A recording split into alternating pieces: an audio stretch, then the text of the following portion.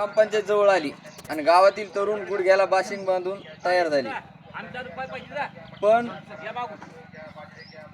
पण गावातले जे प्रश्न आहे, समजा दवाखाना आहे, शाळा आहे, यासाठी कोणताही तरुणामध्ये ही मानसिकता नाही. धार्मिक कार्य करण्यासाठी सर्वांची इच्छा आहे. आपण माणूस म्हणून जगण्यासाठी काय लागते? दवाखाना आहे, शाळा आहे, गावातील पाणी आहे, नाले आहेत, किंवा शिक्षण जे समोर शिकायचं आहे याच्यासाठी प्रशिक्षण आहे. त्या गोष्टी तरुणांच्या लक्षात नाही, फक्त धार्मिक गोष्टी. आज पाहू शकतो, ज्या गोष्टीची गरज आहे त्या सध्या गावात नाहीत, आणि ज्या गोष्टीची गरज नाही, समजा धार्मिक गोष्टी, मला वाटतंय जन्मल्यापासून मरेपर्यंत जर तुम्ही धार्मिक स्थळावर नाही गेले तरी जगू शकता, पण तुम्ही दवाखान्यात नाही गेले तर असेच मरणार तडकून तडकून. पण ज्या गोष्टीची गरज आहे, शिक्षण नाही जर शिकले तर तुम्हाला ह्या गोष्टी पुढे भविष्यात अडचणी येणार शिक्षणामुळं. त्यामुळे ज्या गोष्टी गरज आहे ह्या गोष्टी हो.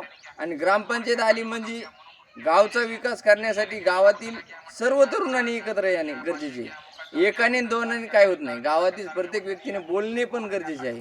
पण ह्या गोष्टी होत नाहीत. जोपर्यंत ह्या गोष्टी होणार नाहीत, आता बरेच जण इच्छुक आहेत सरपंच होण्यासाठी, पण त्याच्यापाशी काहीच प्लॅन नाही हे करायचं, फक्त त्याच्यापाशी प्लॅन एवढाच आहे, आपल्याला सरपंच व्हायचं. त्यामुळे सर्व गावातील जनता जोपर्यंत जागृत होत नाही तोपर्यंत सरपंच कोणी झाला, मला बी उद्या केला तर लुटणार तुम्ही, जोपर्यंत बोलणार नाही. मग इथं मानसिकता नाही, मला आपत्ती जास्त आहे, त्याच्यामुळं मी याच्यात इंटरेस्ट नाही. पण मी एक सहकारी म्हणून खरंच सर्वांच्या सोबत राहीन. सगळ्यांची जोपर्यंत गावात बैठक होणार नाही तोपर्यंत काही प्रश्न सुटणार नाही.